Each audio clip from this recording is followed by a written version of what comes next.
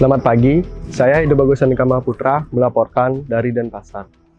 Tahun 2030 menjadi target nasional Indonesia bebas rabies. Namun, pemerintah Bali targetkan Bali harus bebas rabies tahun 2028.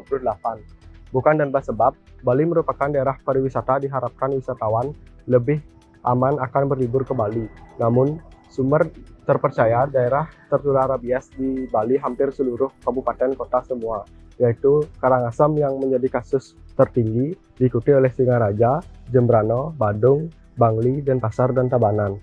Terdapat 6 kasus kematian dan 372 jumlah anjing positif di tahun 2024. Segala upaya telah dilakukan seperti program pemerintahan dengan vaksinasi VAR atau dengan vaksin anti rabies, serta melakukan vaksinasi rabies ke Banjar-Banjar oleh dinas dan secara gratis. Kemarin, pada tanggal 29 September 2024, Perhimpunan Dokter Hewan Indonesia menyelenggarakan kegiatan akbar di Pantai Mertesari, di mana seluruh dokter hewan diturunkan untuk melakukan kontrol populasi dan vaksinasi rabies secara gratis. Namun, apa yang membuat Bali masih terjangkit rabies? Ya, terima kasih. Nama saya Dr. Hewan Idewo Madeanom. Saya berprofesi sebagai dokter hewan praktisi, khususnya pada hewan kecil, itu anjing dan kucing dan eksotik.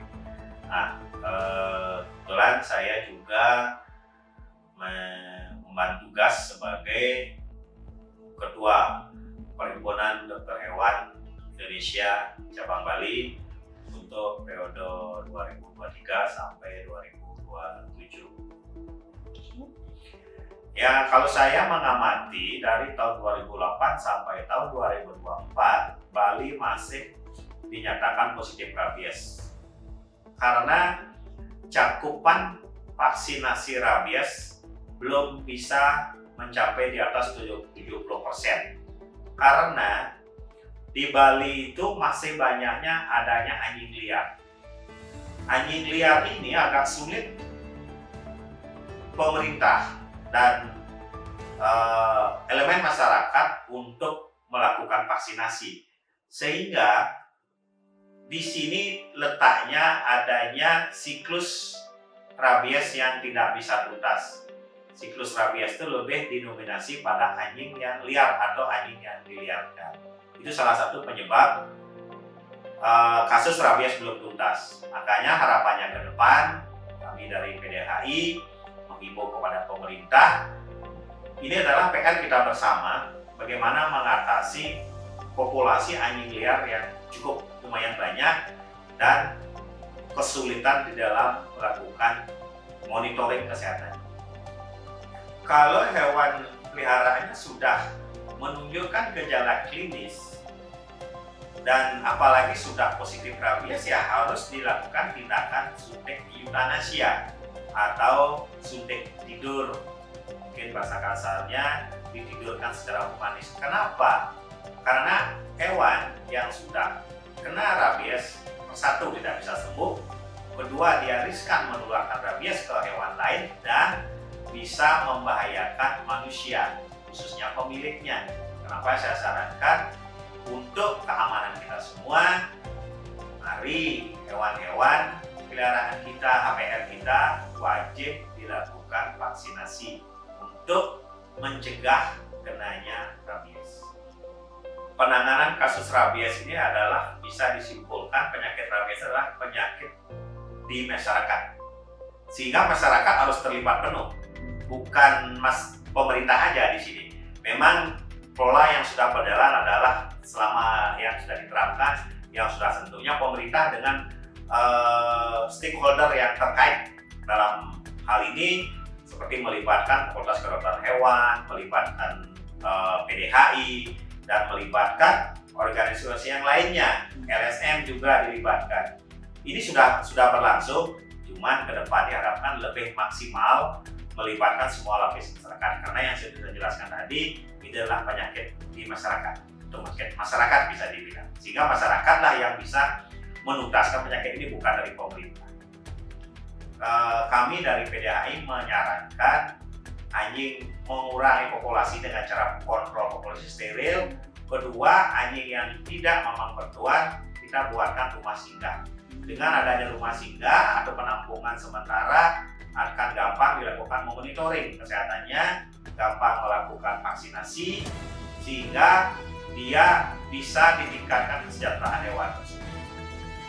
Perlu disadari juga kepada masyarakat, jika mau memelihara hewan kesayangan anjing dan kucing harus dipikirkan matang-matang, bukan hanya sekedar melihat lucunya untuk kecil, begitu besar dia mengalami suatu penyakit dibuang. Inilah yang perlu kita tingkatkan kesadaran masyarakat supaya dalam hal memelihara hewan kesayangan betul-betul dipertimbangkan mampu memelihara, baik secara dalam hal pemberian makannya, dalam hal pemberian kesehatannya, dan dia tetap bisa dijaga kesejahteraannya. Itu yang perlu didekatkan kepada masyarakat ke depannya, sehingga dengan demikian saya optimis Bali akan cepat bebas rabies. Lalu, bagaimanakah ciri-ciri ketika hewan peliharaan terkena rabies? Lalu, bagaimana penyebarannya? Perkenalkan, nama saya Dr. Hewan Kadek Wahyuni, asal Tabanan. Saya dokter hewan juga, Komang Tri Utami Putri.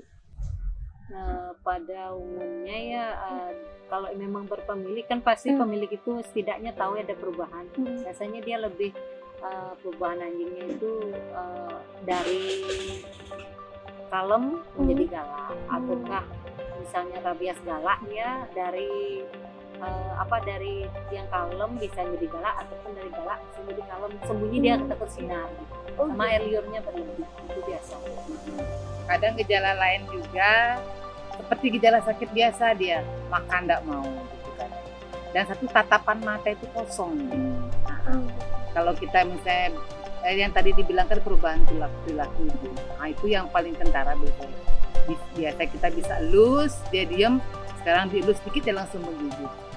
Kita curiga itu rabies gitu. Tapi rabies atau tidaknya kan harus ada pemeriksaan lab. Intinya kalau rabies ya, kalau untuk rabies udah pasti melalui gigitan, karena air liurnya kan di mulut sumbernya, makanya harus ada luka. Nah, dua, kalau di anjing ya, kalau dia anjingnya positif, penyebarannya satu, dia kalau nggak kita terluka, lalu pada manusianya kalau kita terluka dijilat bisa kita kena, karena dia udah terbuka gininya. Dan satu lagi karena emang langsung tergigit dia. Tapi kebanyakan kalau memang rabies dia menggigit gitu, karena perubahan sikap itu dia nggak kenal, walaupun yang punya kalau udah rabies digigit tanpa sebab kebanyakan. Ya. Di samping tadi lewat air liur ya, itu kan pas dia masih hidup nih. Nah, kita sebagai dokter hewan nih jaga-jaga juga kan, pas kita bedah kepala itu untuk membuktikan dia rabies atau tidak. Pas bedah darahnya itu, nah itu juga sumber penular sebenarnya. Andai kata kita nggak pakai selop, tangan kita ada luka, kena darah itu juga gini kan. Nah, juga kita kemungkinan itu bisa tertular gitu. Saya ada teman kita itu dah mungkin cepat-cepat jadi lupa, pisaunya ini isi darah, dia kena gitu langsung far aja gitu. Takutnya ya cepat tuh ada luka tangannya bisa nyebar. Apalagi hasilnya positif besoknya. Kita takut dah duluan gitu. Dan itu dah nanem yang habis di bunuh itu kan darah, nanam itu juga harus di dalam sekali gitu. Darah itu takutnya juga jadi sumber penular gitu. Selain air liur ya mungkin cairan tubuhnya itu. Kalau dari saya harus, karena kan Bali ini udah masuk rabies dari 2008 ya, dan sampai sekarang belum tuntas. Intinya apalagi tipikal pemeliharaan anjing di Bali itu diliarkan gitu, harus divaksin setiap tahun ya, biar aman untuk pemiliknya juga sama orang yang di sekitar itu. Dari saya juga harus. Kenapa gitu? Karena penularan itu begitu cepat dia. bukan hanya mereka anjing liar saja bisa tertular dengan ketemu anjing di jalan. Anjing di rumah pun tidak pernah keluar rumah, tiba-tiba kena rabies. Kenapa? Nah, ternyata mereka kan di rumah lepas nih, ada pagar, kemudian mulutnya kan bisa keluar nih lewat pagar.